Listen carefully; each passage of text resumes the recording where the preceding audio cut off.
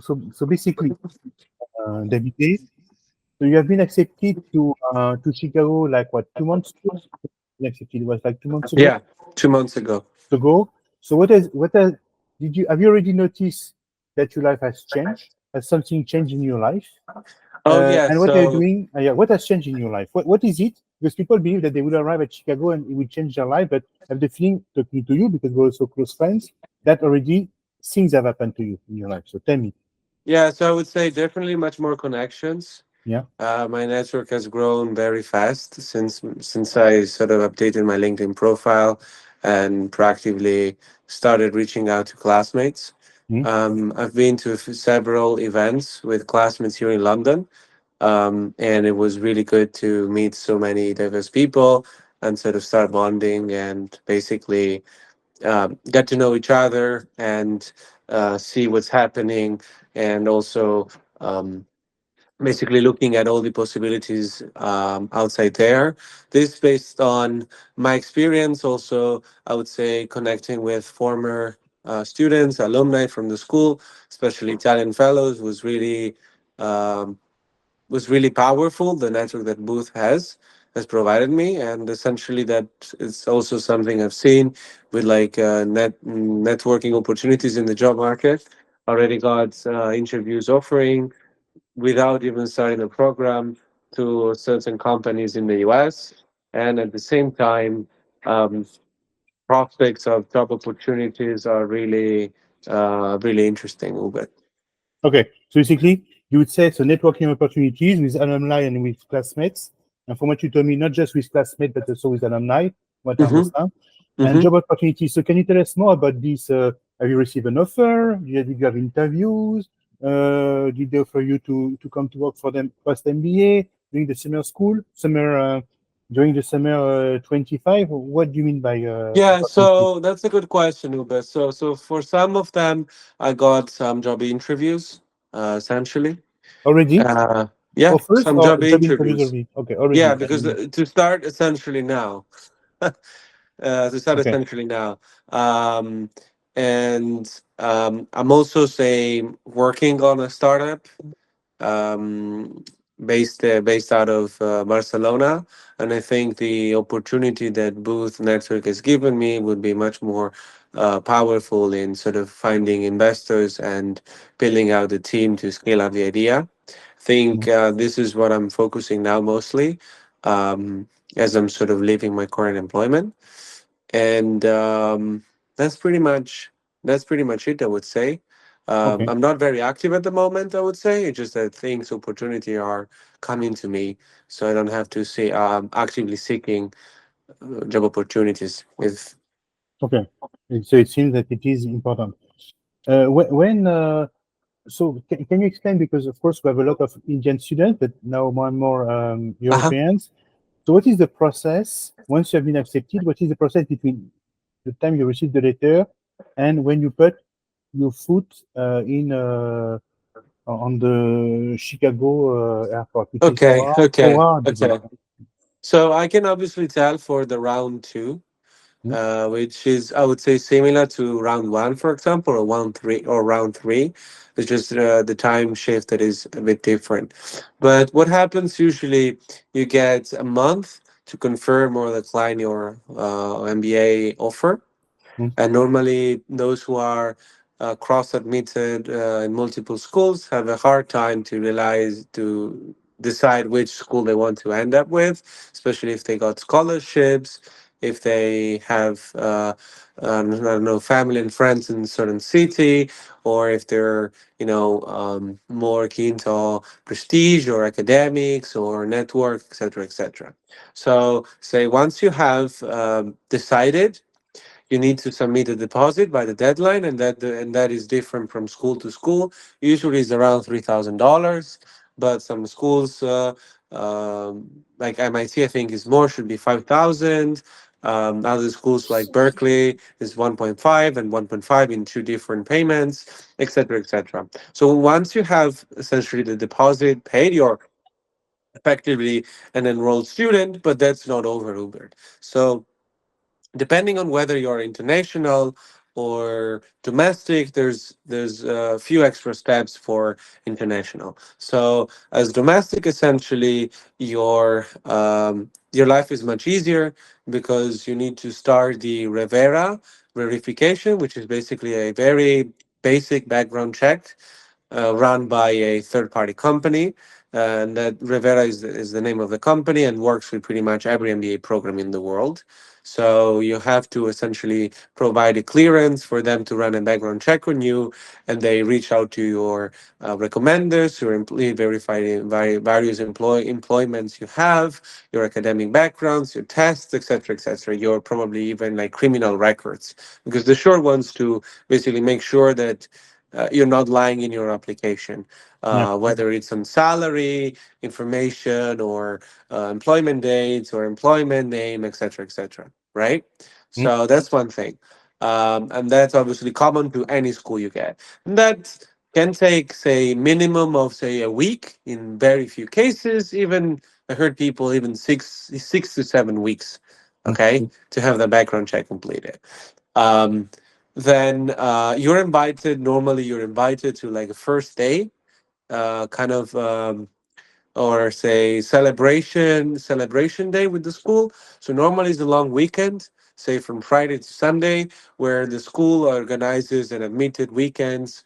Well, a sort of celebration weekend for all the admitted students. When will it be for Uh, you, Davide? When will it it be for was you? already. It was already. It's usually say a few weeks before the deadline of the deposit payment, so that I believe like it sort of I would say pushes or say brings like a lot of light to the school, and then and it's a way for the school to essentially showcases their their how to say their lights basically, and their strength Mm. to the current students, and for the students to know whether they're a right fit, right? So Sorry to interrupt you, but it was in Chicago, no? Or it was in it was Chicago? in Chicago. But Yes, did it you was go? in Did Chicago. you go? No, you I didn't. wasn't able to attend for Yeah, because yeah, of job, but I know that especially those who are in the US, they tried to go, and it was yeah. really fun. At the same, I think like close to it there was Kellogg as well. Colombia was very close to it as well. Normally, say for round two, if round two say decisions are coming end of March, I would say the Mm. admittance sort of weekend for the top schools are mid-April usually. Second week of April to third week of April, depending on the school. Um, so that is one thing. Obviously, then you're enrolled into say two courses. Usually, one course is like a course that is used to get to know more the schools and all the bureaucracy and like processes, and another one is already to get your resume and your say career fit already Before you come to, before you come. So you're assigned to like career course throughout the summer. We have different modules to help you craft a resume according to the school template. You have AI tools to basically fit your resume based on like wording and roles. You have career fits. You have like a LinkedIn sort of powerhouse that helps you create craft a better LinkedIn profile, and then everything basically about recruitment is in that course, and that is required to be completed by the beginning of the school. So for Booth would be mid September.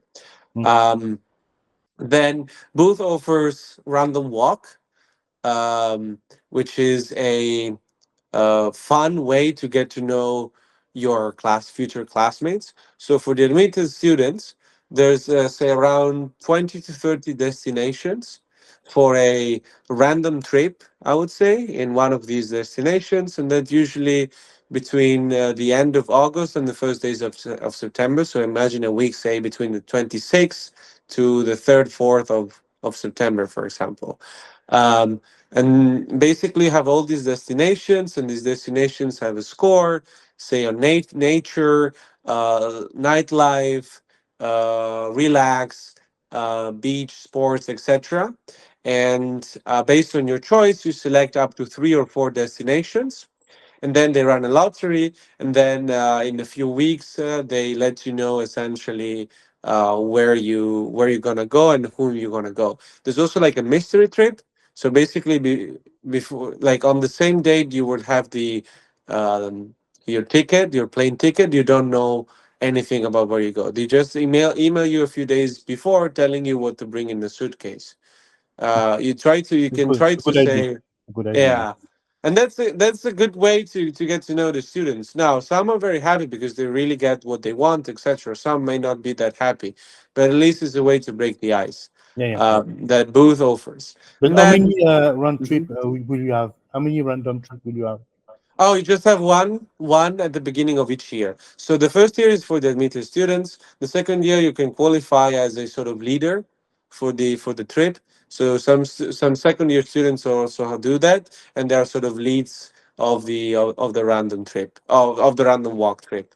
Um, then I was saying, going back to the beginning, there's a I was saying that this is in general apply mostly to domestic students. What differentiate international students is all the visa process that is Mhm. standard across the top business schools. And the visa process is really, um really say, challenging, I would say, because it takes multiple steps to make it work essentially.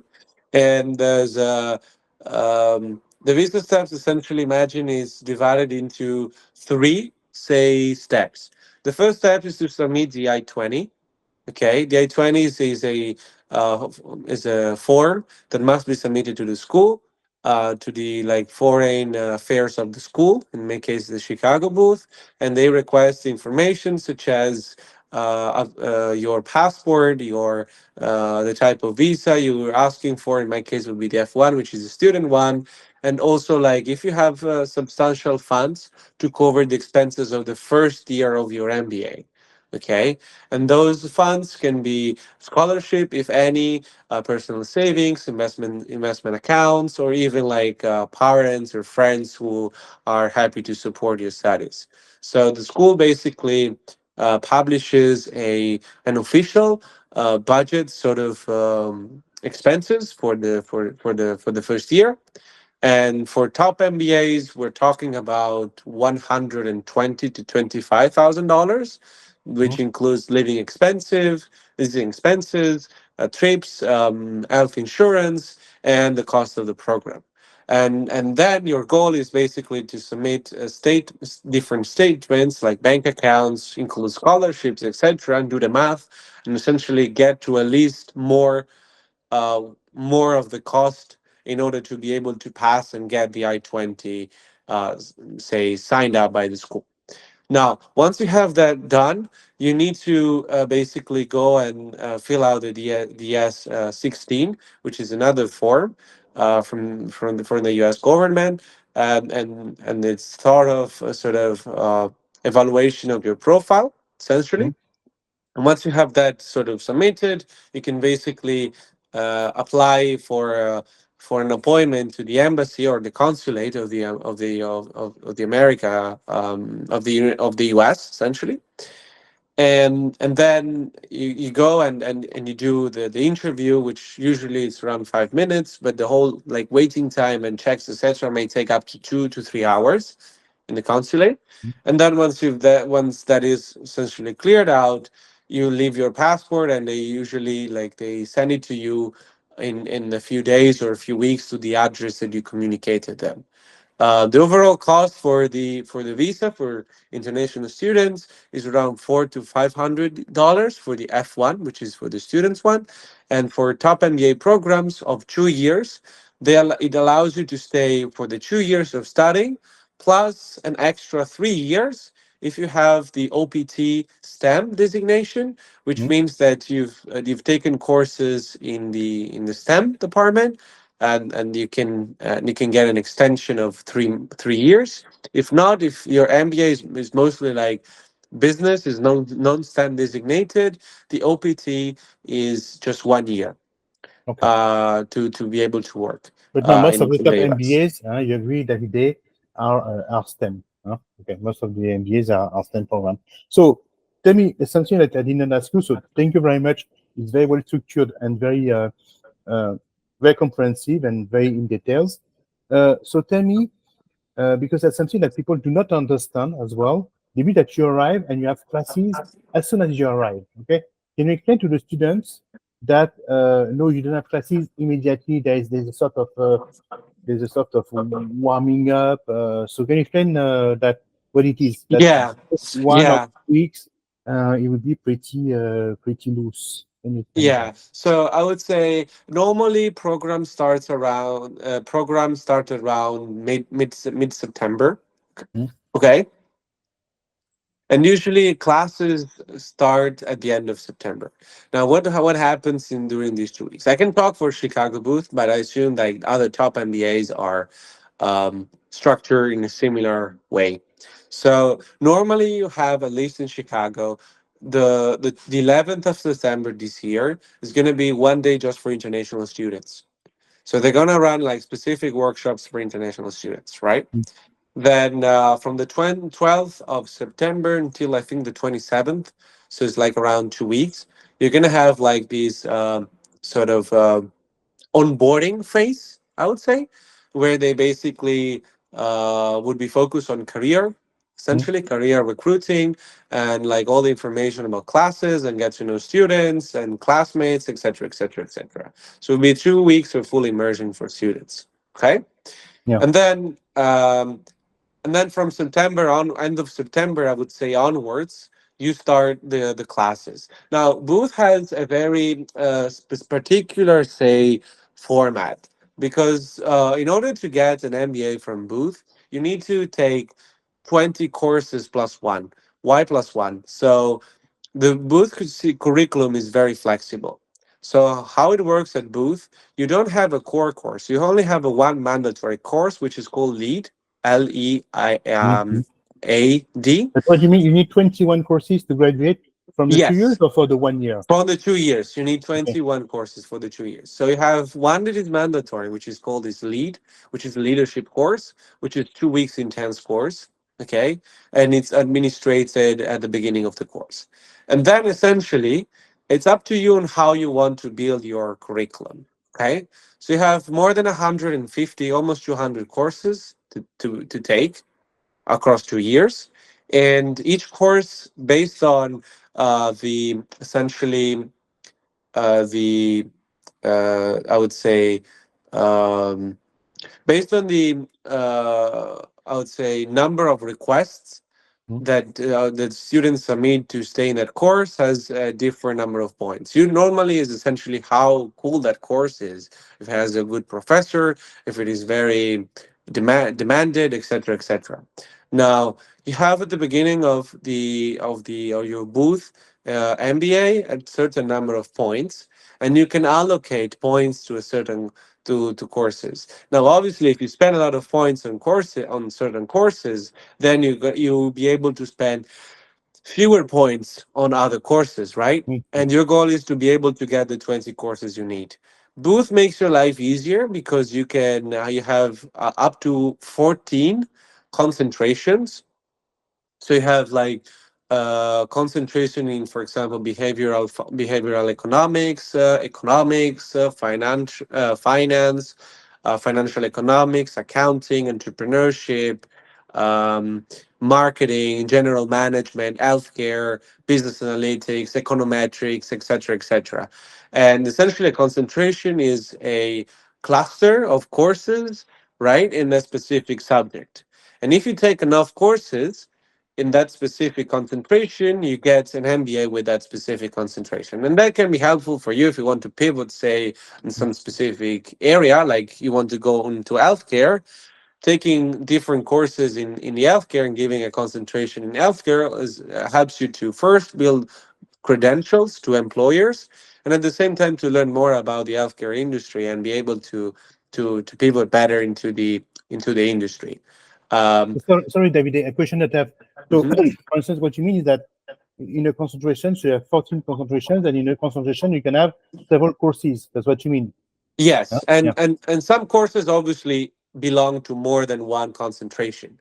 Like you yeah. may have, for example, Finance, for instance, will be in different concentration. exactly, or say data mining can Yeah. be in financial economics or in econometrics or in business analytics. You may have, I don't know, like behavioral science, for example, might be in behavioral economics or even economics, right? So there's the courses belong to certain to different numbers of concentrations. You can also take PhD level courses. As you know, Booth is very well esteemed for um, like high caliber of professors in economics. We have lots of Nobel prizes, and if you're brave enough, maybe in your second year you can even attend courses, advanced PhD courses in certain subjects with like some Nobel prizes. Yeah. um, um, I suggest what? that you do Mhm. so at least one. Yeah. I suggest that you do so, Davide. Yeah. Yeah, yeah, At yeah. least one. Yeah. Okay. So since you have been sorry, it's very good. What you I was not expecting that you. That's why I can even write an article. So I'm taking notes. Um, so you explained to us how the program works. Two questions for you. What about the summer course, the summer internship? How long does it last? Is it Mhm. compulsory, and how long does it last? And second of all, about exchange programs, because I have many students from HEC, for instance, who switch from HEC to Chicago, and they spend a semester there. Okay. Um, so tell me, do you intend to complete a summer internship? Question one. Question two, do you intend to go for an exchange program? Yes Okay. or no, and why? Okay. So to answer the first question, the summer internship is not compulsory, because it can be different. It can be sort of also some like personal work that you do. Say, for example, you want to go to business school to work on a startup, right? You may take the time during the summer to work your context and build the idea further. And as long as you can provide that what you do is like job related, it works. There's obviously minimum requirements, and for that, obviously the career department of the school knows better. But essentially, most students get summer internship, which is 10 weeks, in order to be able to um, land the job post MBA, because most of the times the summer internship is used to first get to know about the specific industry and job if you are a career switcher, or pivot into a specific company if you want to go work for them post your MBA. Okay. So that is one thing. Obviously, as I mentioned, if you're working on a startup, on a project, and you already have an idea that is in advanced stage, you can take time and build further the idea with the school facilities. There's an exceptions to it. Obviously, there are some students who are like in double degree programs. So they are, say, JD MBA for those interested in law, or even Masters of Computer Science or Data Science in an MBA for certain students. Now, Mm, for those obviously that they need to take more courses during the 2 years, because they have both the courses of the masters in engineering, say in computer science, and the MBA. They usually, what happens as part of the, say, um, masters in engineering or in computer mm, mm, science, you're requested to work on a thesis, right? Or mm, most of the times like a research project with a company. So mm, normally what happens for those students, they're already assigned to a company, and they work throughout the summer on a specific like intensive project with a company, with a partner program, with a partner company, with a university. So they get sort of waived off the summer internship to work on this project, on this like research project within the company. And then ideally the idea is that once they probably work for the same company they did the summer project. Okay. mm, Normally the internship for normal students begins mid June, right after, like 1 week after usually the end of the exams, either in Chicago or San Francisco or in East Coast like New York, Boston, whatever you want to go. And it's around, as I said, 10 weeks. and so it should end, say, mid August, normally. And then what happens is that, again, sometimes certain employers, essentially, they're happy to offer you a full-time offer for um, the year after, so that you start at the completion of MBA. So normally this is for the consulting industry. For tech industry, there are some employers who are more amenable to do that, some others who are less likely to give an offer. So it's a bit of, say, luck for technology. Finance is much more structured, especially in investment banking. Um, Students who do an internship in investment banking are likely to get a return offer, if obviously if they perform according to company's Uh, so, expectations. sorry, Davide, I ask you a question. How long is the internship for? 6 weeks, 8 weeks? From when to 10, when 10, and how long? 10 weeks. 10 weeks. 10 weeks. 10 weeks, and it is from June, July, mid-August, from June to Pretty much, mid-August. yes. It is flag, but yes. Um, and then, Ubed, the second question. What was the second question you asked me? The second question Uh, was the exchange program. So do you intend to do an exchange program? Of course, it increased the oh price yeah. of the So degree, but why not, for instance, go to India? I don't know, So Europe I doesn't think make sense for I you. think to And answer do the it. question, Uber, like Booth, being a top program, has different sort of um, different connections with different schools. Remember, there's like LBS is one. Um, you mentioned SSA is another one, and I'm sure that there are others in other countries. Now, I think the summer sorry, the summer, the sort of exchange ship is useful if you want to try to work in a specific country. So, Yeah. for example, if you say part of Chicago booth and you want to go work in London, right? Um, you may leverage connections of LBS and pivot as booth alum or students during those 4 months and probably find a job in the UK market. Now, usually what is good is that, at least for those who are in top US schools, it's easier to go, say, and work um, for a UK company, because the sort of visa requirements for top MBA programs and like top say, white collars, is easier for UK companies or European companies, the visa sponsorship. Whereas it's not the same for people in the US. Internet. Like Yeah. US is much more strict, right? Um, so I believe, Yeah. while it is very, very interesting for some students in top EU programs to go to US one, it's probably less appealing for those in the US to go to Europe, unless they have specific, say, interests, like friends or family, or even, say, they want to look for jobs in a specific country. Big need. Yeah. It was the time of internet. Okay. Yeah, yeah. Time with internet. Can you hear me, Davide? Yeah, okay. So that's so you don't intend, but you don't want to, I don't know, to discover India, whatever. No, at the same time, being in Chicago, yes, I understand. You say it's a top program, it's pretty expensive, but you don't want to try I could something probably something try to something in Southeast Asia at some point, uh, yeah, or even Hong even in Kong, Middle maybe. East, I would say. Yeah, yeah. Mhm. But I don't think that they have any partner Yes, programs in but the Middle East. You see, Davide. there's I don't definitely think that they. universities. I mean, with the name of Booth, you can go pretty much everywhere. Yeah, anywhere. Yeah, yeah, yeah, yeah. And at the same time, I agree with you. So, of course, it makes a lot of sense when you come from HEC Paris, you go to study at Booth. That's why I have so many. Of course, from Booth, yes, unless you want to, you have a specific link with the country.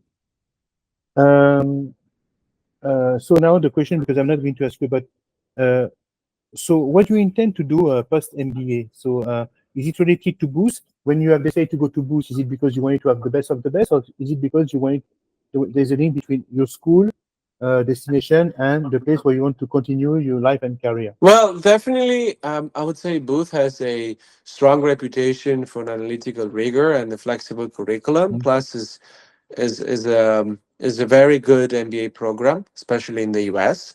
and a strong Mhm. focus on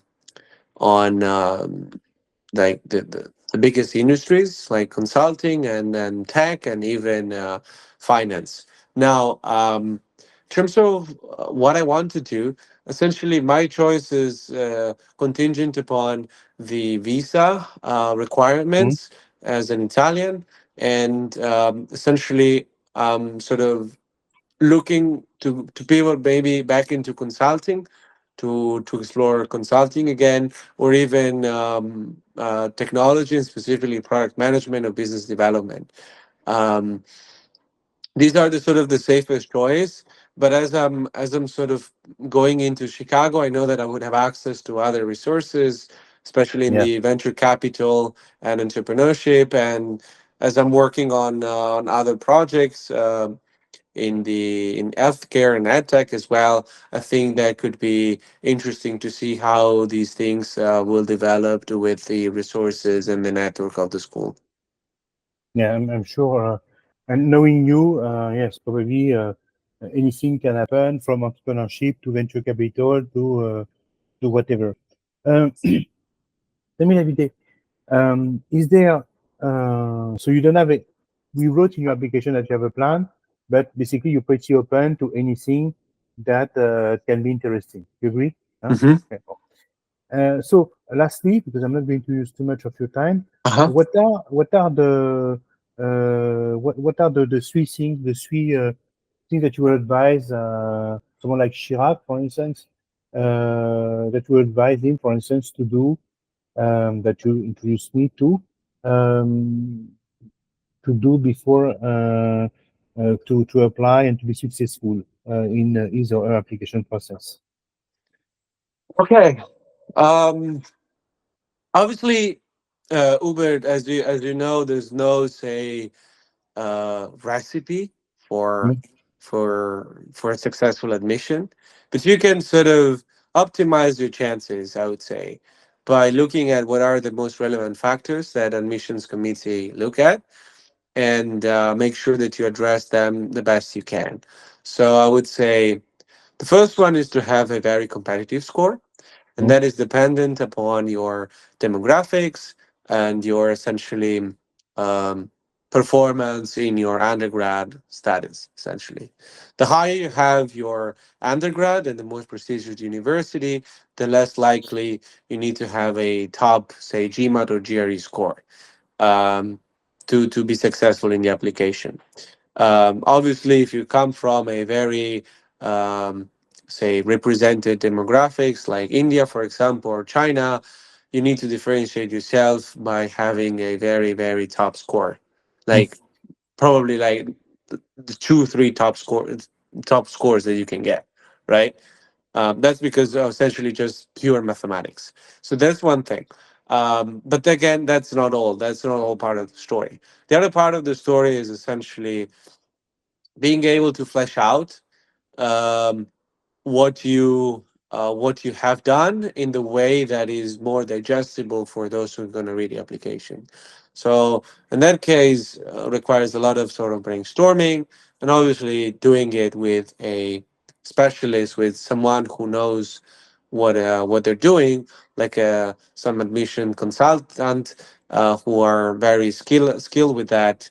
Is definitely a way for a person to be able to get the best out of their application and at the same time flesh out and make sure that they're efficient in the way they do it.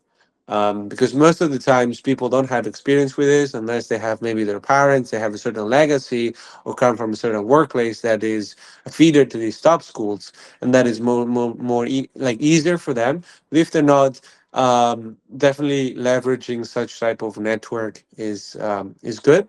And I would say the third one is try to not to do everything last minute, but think in advance.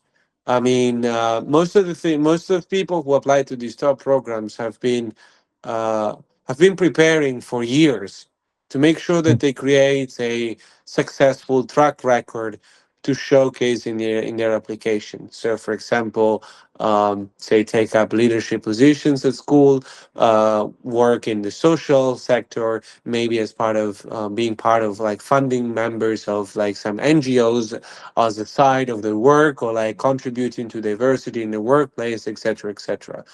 Um, so these things obviously need time to be built, and someone cannot like think of, just getting these things fleshed out in just 3 months before applying, because that would not be sufficient time. So I think in that regard, thinking in advance years before is much better. So just to summarize, Hubert, I would say test, being efficient with an admission consulting, and sort of like think in advance would be my three most Mm. important suggestions. Okay. So that's very important. So Davide, thank you very much. I will share your contact so that people can contact you, and I'm sure that there will be many. I will do it right now. What else did I want to say? It's nice to see what you do. By the way, I found that the interview was very good. You were in detail. It was very structured, so very good. I'm very happy that your speech is very good, very efficient, very strong, and you go to the essential and you clear. Very good. Congratulations. Thank Julie, I've you. noticed that Italians are very good at speaking, but you especially. So, and let's go from there. I will see you about other things later this weekend. But thank you again for your time Thank you, today. Hubert. And this interview was more technical, so I think it's important because people will learn a lot from this interview. Thank you, At Hubert. least, at least from Colombia on Chicago. Have a good day, David. Thank you Have very a good much for your day. time. Bye Thank you. Bye bye. Bye bye. bye. Bye See bye.